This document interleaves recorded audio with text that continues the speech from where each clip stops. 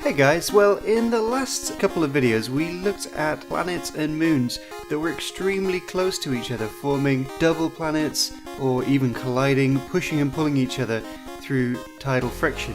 And today, as promised, we're going to look at stars which are similarly bound together by their gravity into very close binary systems. And here's one that I came across in Elite Dangerous just the other day by chance. Jumped into a system, and here's two suns roughly the same as our own, a G and a K class star. And investigating further, I found that they're actually not procedurally generated. These are binary stars which were found by the Hipparcos satellite. So you can go and look through a telescope and actually see these stars for yourself. And that's one of the things I really love about Elite Dangerous, that it allows you to fly in a galaxy which is at least partially produced with real scientific data. Now, to see this binary, you would have to use a telescope. It has an apparent magnitude of 7.84 and it's in the southern hemisphere, but you can take the star catalogue ID listed in Elite Dangerous and go to a website like Simbad or skymap.org. I'll put links to those in the video description, and there you can see images, you can see more data, you can learn for yourself about any star for which you have these numbers. Now, to understand the way that close binary stars work, we can think back to the ways in which planetary material acted under tidal forces. There's an area around any planet or star in which the effect of gravity will break apart massive objects and sort of recycle them as rings, or in the case of the star, as their outer layers. In a binary system, this area is known as the Roche lobe. The Roche lobes interact in this double teardrop shape. Because it's difficult to show in a simulation the way that this works on a star, we'll start off with the two Saturns that we looked at last time and see on their ice rings the way that this gravitational pattern works.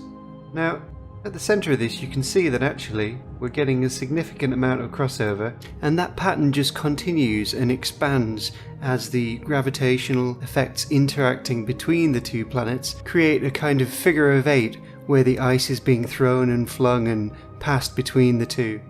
Let's make some more rings here. Well, this illustrates the point. You can see how material is passing around the orbit and to the neighbour, and they share what we would call a common envelope, which means that the material between them is actually in common. It's not specific to either. You can see how far out the system exists, and that gives you an idea of how the envelopes of stars might work similarly.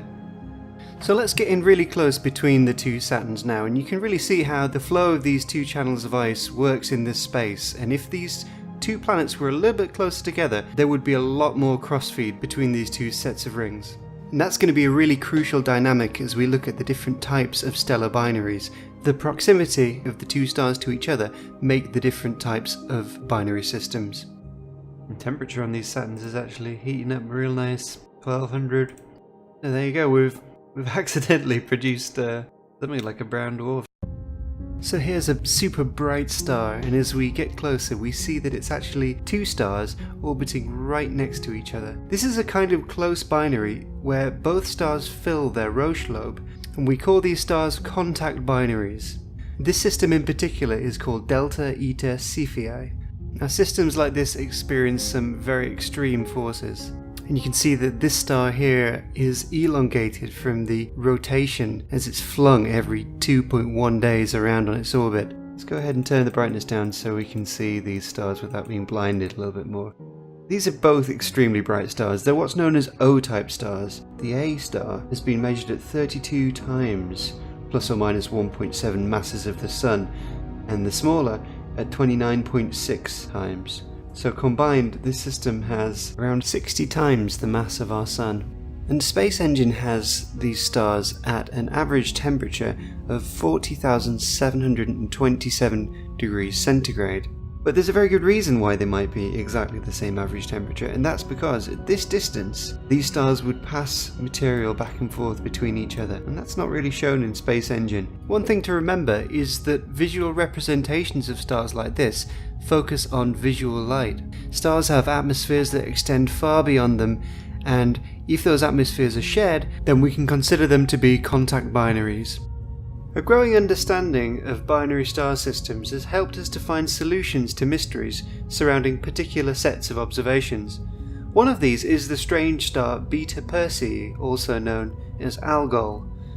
As this star system is quite close to us at 90 light years and quite bright, it's well documented historically as a variable star.